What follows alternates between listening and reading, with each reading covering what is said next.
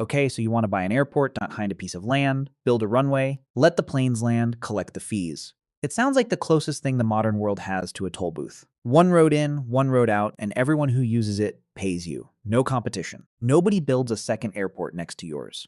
You are by definition the only option. So you sit back, watch the planes arrive, and let the money come in. That is the dream. And it is not entirely wrong. The problem is what happens between the dream and the reality. What it actually costs to get in. What it costs just to keep the lights on. What happens when the world stops flying. And why the smartest infrastructure investors on the planet, people with hundreds of billions of dollars to deploy, still manage to lose spectacular amounts of money on airports that, by every reasonable measure, should have worked. Let's start with the first question. Who actually sells airports? For most of history, governments built airports and owned them, public infrastructure paid for by taxpayers. But starting in the 1980s, something changed.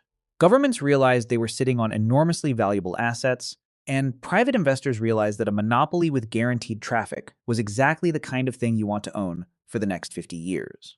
The result was a wave of privatization across more than 90 countries. Today, more than 850 airports worldwide have some form of private investment. In Europe, 76% of all passenger traffic moves through privately owned airports. In Latin America, 78%. The United States is almost entirely the opposite. American airports are still owned by city and state governments. The only major commercial airport fully privatized under the federal program is Luis Muñoz Marin International in San Juan, Puerto Rico. JFK, LAX, O'Hare, Atlanta, all publicly owned. American airports are funded through tax-exempt bonds that private buyers cannot access, making privatization economics unusually difficult there. Governments sell airports in one of three ways: an outright sale, a long-term concession where the buyer takes control for 40 to 99 years and then hands it back, or a public stock offering. The concession model has become the most popular because it lets governments raise money without fully surrendering the asset. In 2002, the Australian government leased Sydney Airport for 99 years. 20 years later, a consortium of Australian superannuation funds acquired full control for approximately 32 billion Australian dollars. The largest infrastructure takeover in Australian history, 32 billion Australian dollars, for a single airport, and the buyers considered it a reasonable price. Here is why. When investors value an airport, they compare the purchase price against EBITDA, the money the business earns before paying interest, taxes, and accounting adjustments. A healthy airport sells for between 15 and 23 times its annual EBITDA. The Sydney deal was struck during a pandemic, when travel had collapsed. The buyers were not paying for what the airport earned in 2022.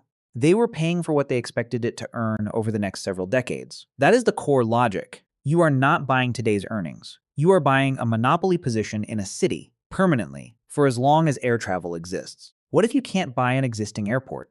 What if you want to build one? The first thing you need is land. A modern international airport requires between 50 and 140 square kilometers of flat, legally cleared territory. Denver International Airport covers 137 square kilometers, an area larger than the entire city of San Francisco.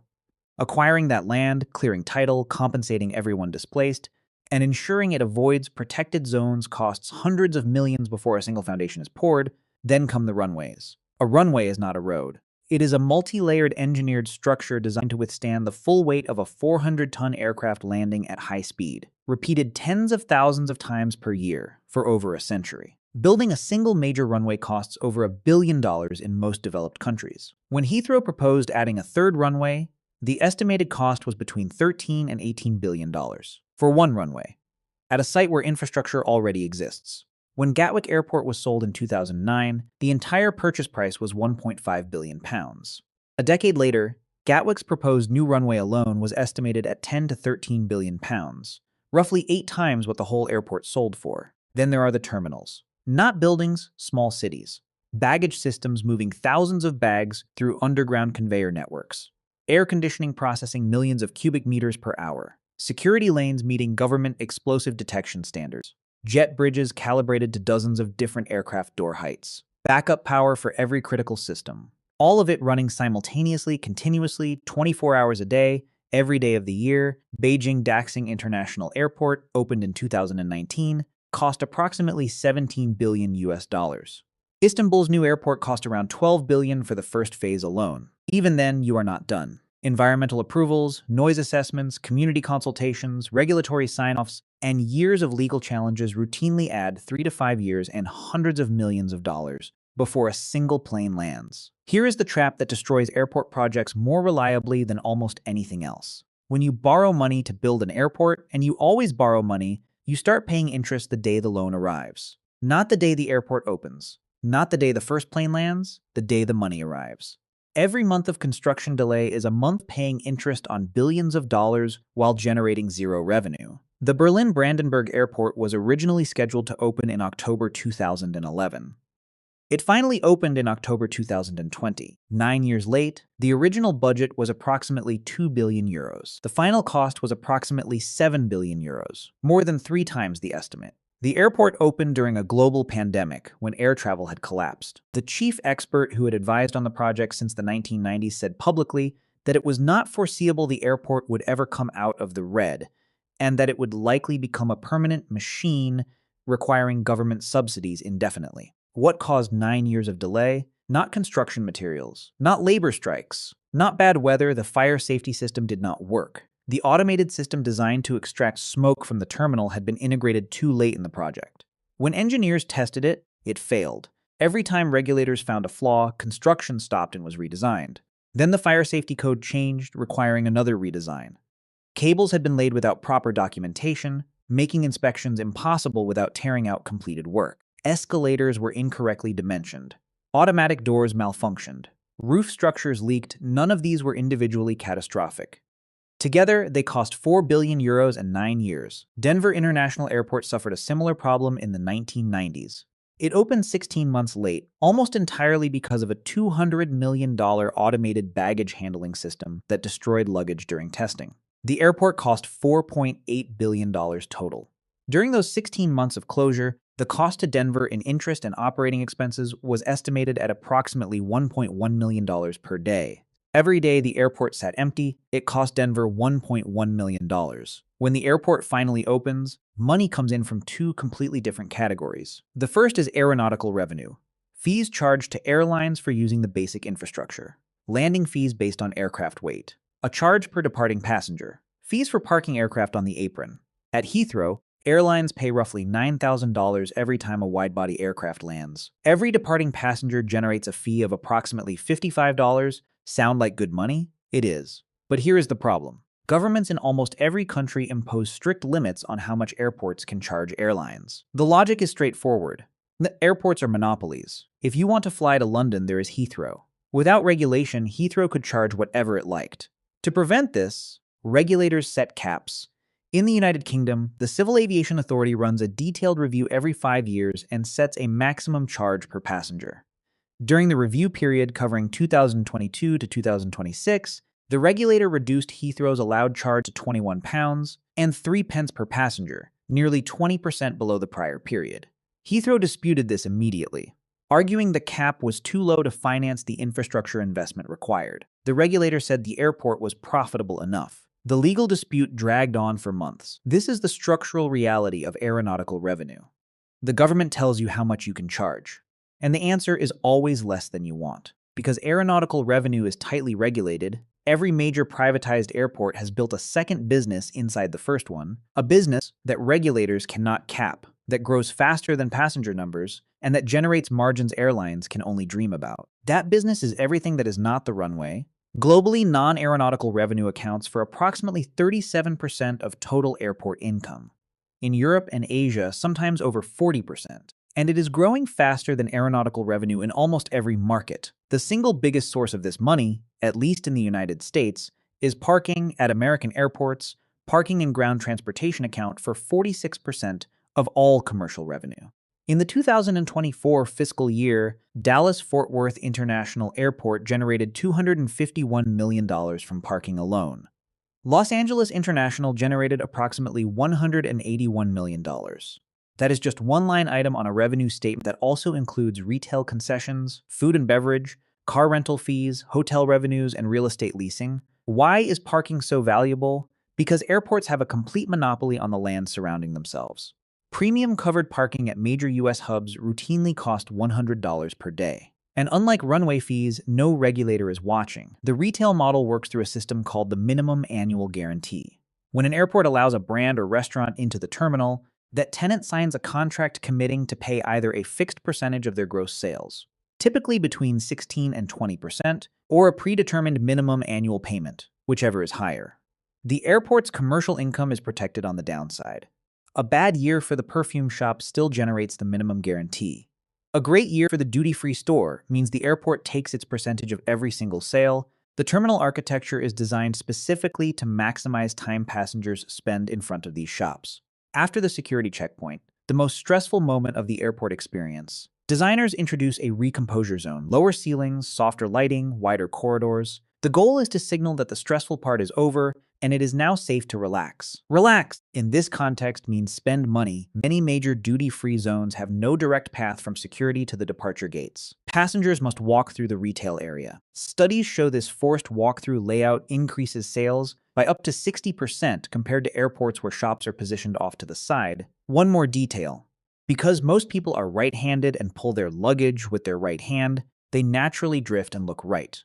Airport walkways in many major terminals are designed to curve to the left, so passengers are continuously looking toward high-margin merchandise on the right.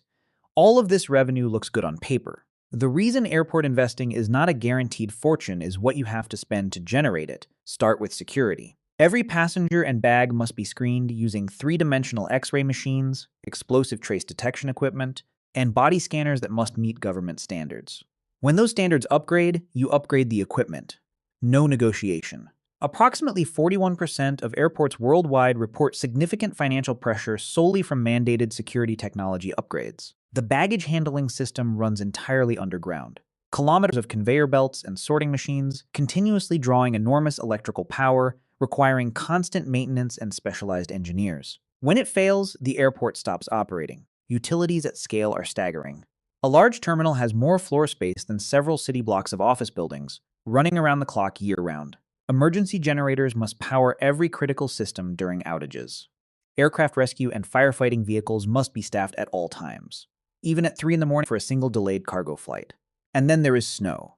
At any northern latitude airport, keeping runways clear requires a fleet of specialized plows, sweepers, and deicers costing millions each, on standby at a moment's notice. A runway closed for 2 hours costs both revenue and reputation. None of this changes based on how busy you are. It does not matter whether 20 million passengers come through or 10 million. The lights stay on, security stays open, the runway gets plowed. The only thing that changes with volume is your revenue. In early 2020, the worst thing that can happen to a business with enormous fixed costs and variable revenue happened to every airport in the world simultaneously. By April of that year, 66% of the world's commercial aircraft were grounded.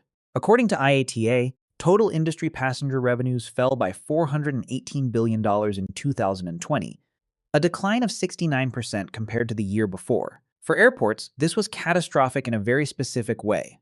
The runway did not close. The baggage system did not stop. Bond payments still came due every month. Insurance premiums remained. Utilities remained. Airports went from generating hundreds of millions to generating almost nothing, while costs stayed largely intact. The retail concessionaires who had signed minimum annual guarantee contracts could not pay. 0 passengers meant 0 sales. Forcing tenants to honor the minimum would have bankrupted them. And bankrupt tenants leave empty storefronts that damage the commercial model for years after reopening. The smarter airports suspended the guarantees, shifting tenants to pure percentage of sales arrangements. This destroyed commercial income short-term but preserved the retail ecosystem for when passengers returned. The airports that survived best did something almost nobody predicted. They converted terminals into cargo hubs. With passenger flights grounded, the cargo that normally travels in aircraft holds, smartphones, pharmaceuticals, fresh food, had nowhere to go. So airports opened gates to freight operations, used empty aprons for staging, and in some cases loaded cargo directly into the empty cabins of grounded passenger aircraft. It was not elegant. It kept the revenue alive. Not all airports face this problem because not all airports have large passenger volumes to lose. An airport handling fewer than 1 million passengers per year almost always loses money. Not enough passengers to generate the retail spending, parking fees, and aeronautical revenues needed to cover the cost of a building that must stay open 24 hours a day regardless of traffic. These airports survive because governments fund the losses for political reasons. Rural connectivity, regional economic development. The more interesting problem is what happens when a small airport tries to attract passengers without government support. The answer is almost always the same: dependence on a single budget airline. Carriers like Ryanair in Europe have built a business model around exploiting this dependency. When a regional airport needs passengers, Ryanair arrives with a proposal.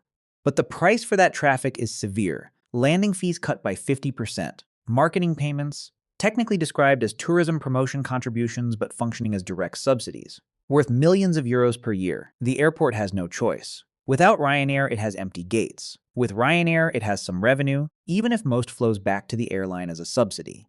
If the airport ever refuses to meet demands for lower fees and higher payments, the airline threatens to relocate. Overnight, the terminal goes from busy to empty.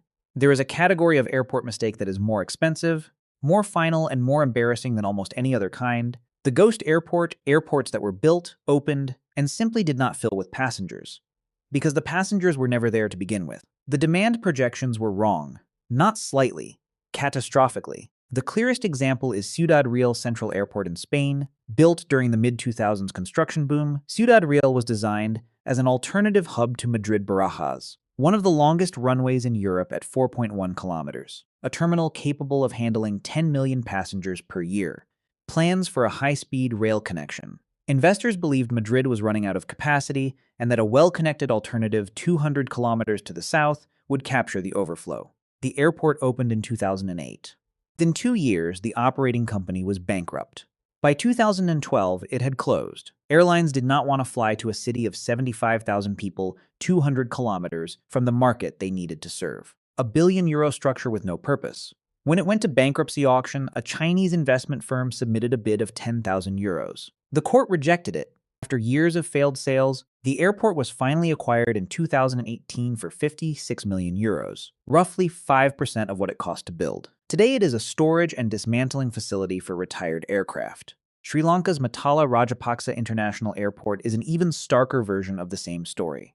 Built for $209 million in a remote, low-population area, funded through loans from China's Export-Import Bank, designed to handle 1 million passengers annually. Today, it handles roughly a dozen passengers per day. The government owes approximately $23.6 million per year in debt service on the loan used to build it. Parts of the facility have been rented out to store rice. In both cases, the fundamental error was identical, built on political ambition rather than route planning data. Nobody asked the airlines first, and airlines are very good at identifying where passengers actually want to go. If they will not fly to your airport, the passengers cannot come. And without passengers, there is no business. Now let's look at what happens when an airport does everything right. Spain's Aena Group manages 46 airports in Spain, plus international assets in Brazil and the United Kingdom. In 2024, it reported total consolidated revenue of 5.8 billion euros. Its operating profit, EBITDA, was 3.5 billion euros, with a margin of 60%. In most industries, a 10% operating margin is considered healthy.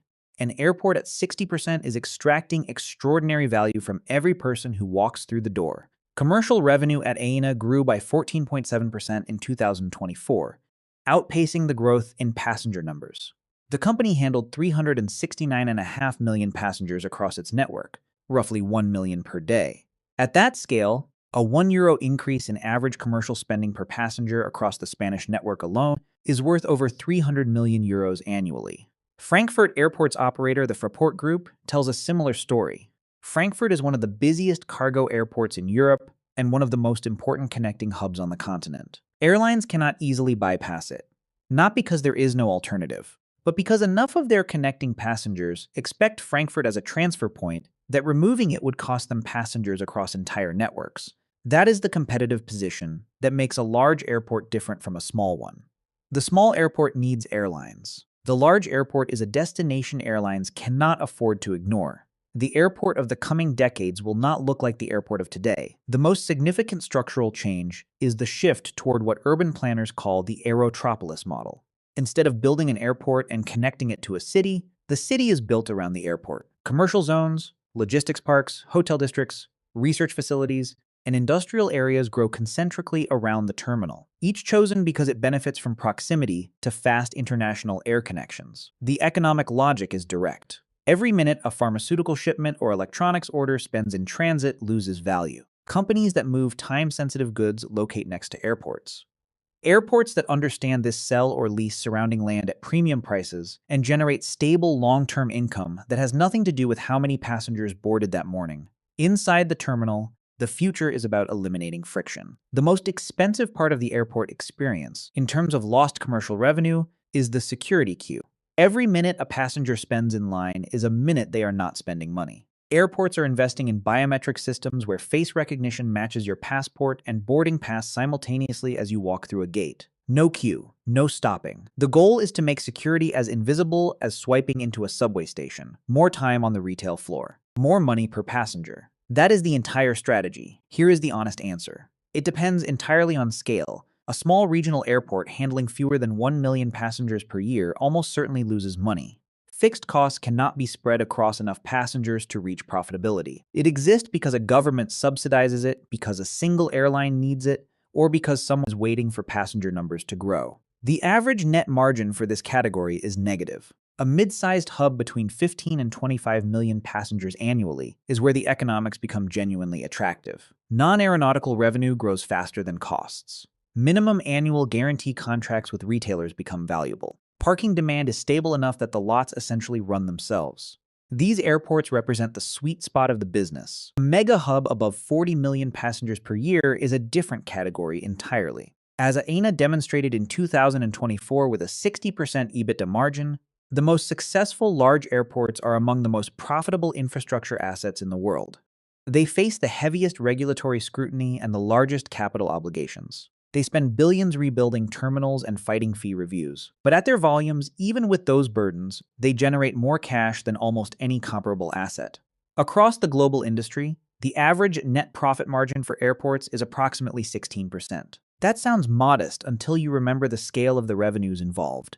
The difference between a good year and a bad year can be hundreds of millions of dollars. Not because passenger numbers change dramatically, but because per passenger commercial spending fluctuates, interest rates shift the cost of debt, and any disruption falls entirely on the revenue side, while the cost side barely moves. The fixed costs are what keep airport investors awake at night. Not competition, not regulation, not even the airlines. The fixed costs are there on the day the first plane lands and on the day no planes land at all. And the gap between those 2 days is where fortunes are made and lost. So if you do decide to buy an airport, understand what you are actually buying. You are not buying a business.